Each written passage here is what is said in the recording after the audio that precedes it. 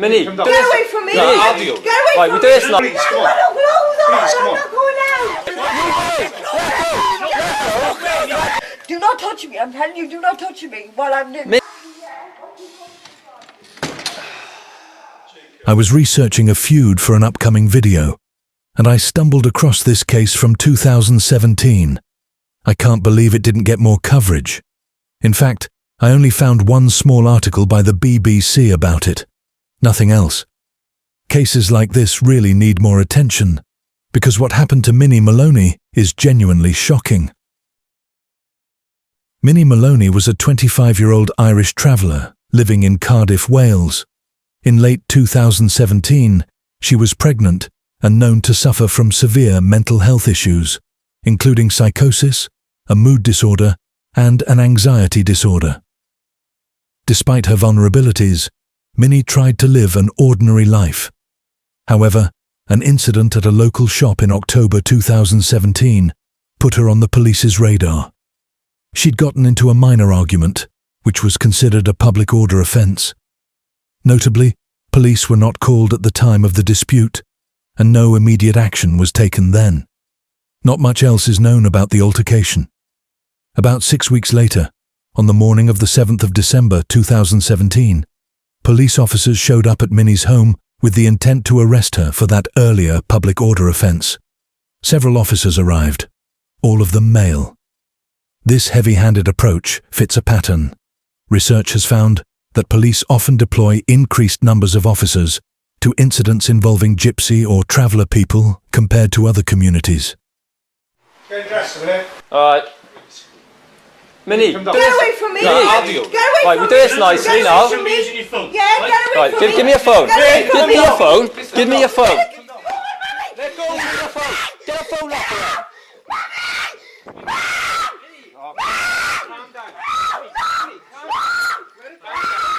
What are you handcuffing her for? I need to get dressed! Because you're acting like this. Minnie, just go. I'll get you clothes now. I'll get you clothes now. I'll get you clothes now. Minnie, calm down. Right, go get their clothes, mate. Minnie, please, come on.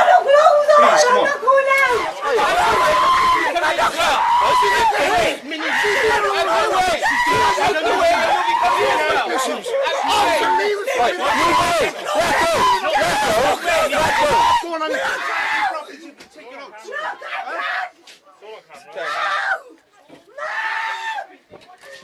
I'm gonna put a blanket over you. No, you're not putting it over me. You can hold it up while I walk. Do not touch me. I'm telling you, do not touch me while I'm doing. Minnie, I don't want you going in naked like that. No, it's your And I don't fault. want to look either. It's your fault. It's your fault, isn't it, that you wouldn't let me get dressed? Right, come on, chuck this It's your round you. fault. Chuck this round you. Chuck it round you.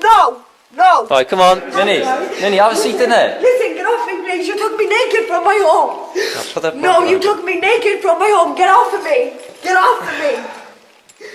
Get off of me. Yes, I can see exactly what you're going for. To understand her reaction, you have to understand her cultural background. Minnie is an Irish traveller, and in her culture it's considered deeply inappropriate for a woman to be handled intimately by a man who isn't her husband. So when these male officers tried to grab her, Minnie became hysterical. Rather than pausing to calm her or call a female colleague, the officers press on. Minnie's husband was present during the arrest and was desperately trying to intervene. He informed the officers that Minnie was pregnant, hoping they would handle her more gently or at least not cuff her. Despite this, the police decided to handcuff her with her arms behind her back, even as she was wearing nothing but the flimsy open robe. She protests that her modesty is being violated because her dressing gown keeps falling open. According to Minnie, the experience was utterly humiliating.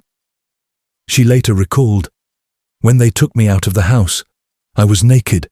I was stressed. I didn't have my medication. I didn't wake up properly." Minnie Moloney was taken to the police station that day, but she was never charged with any crime. If there had been any doubt that the whole incident was overkill, the fact that no charges were pressed really drives it home. Minnie and her family filed a formal complaint about the officer's conduct.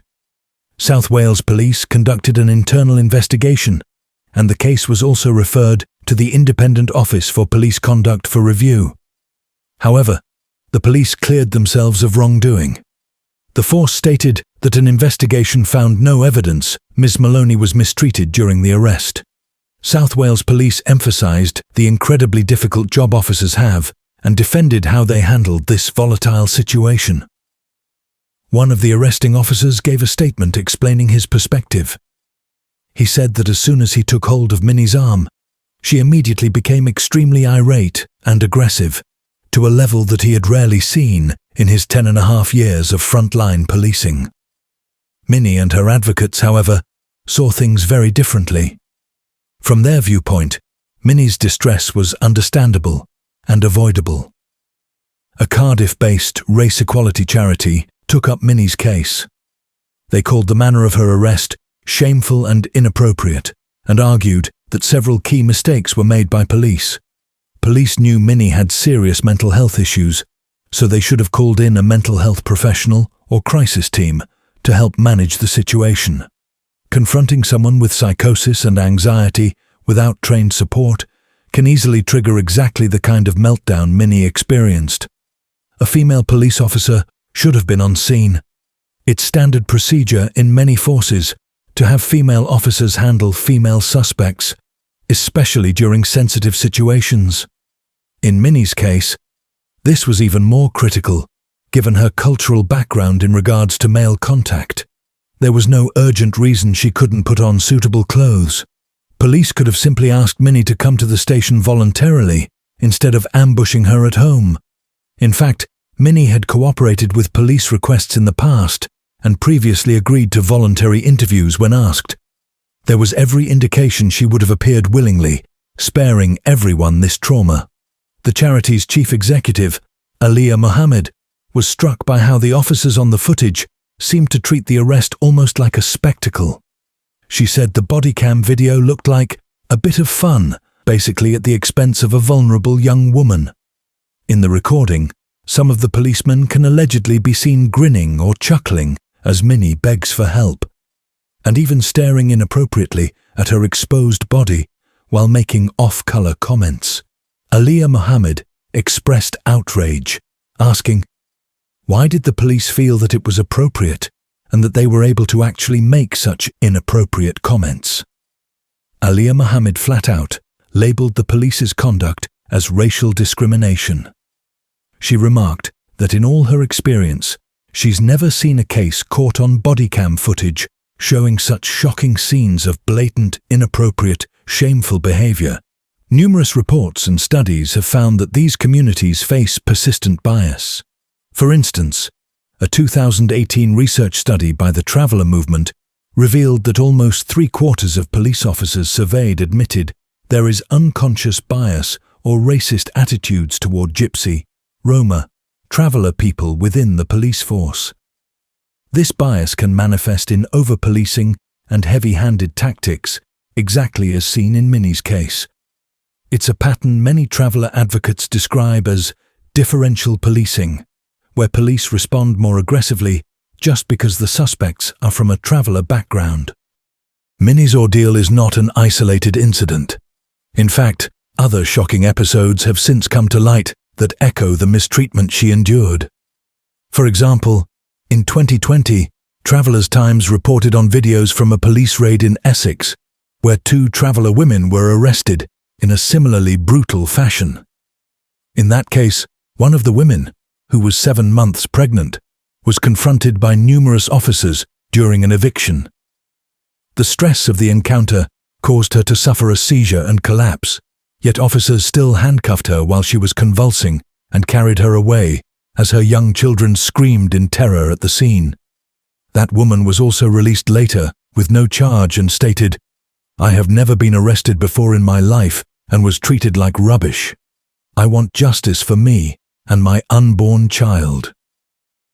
These incidents raise questions about policing. Are some officers exhibiting prejudice or a lack of empathy when dealing with Gypsy and traveller communities? And why do such cases fly so under the radar? Minnie Moloney's story remains relatively unknown, but it is important. A civil claim filed on Minnie's behalf was rejected by the authorities. In the end, It feels like there was no justice or accountability. Apart from the one BBC Wales article, Minnie's ordeal wasn't widely reported. It begs the question, if she had been from a more privileged background, would the media have paid more attention?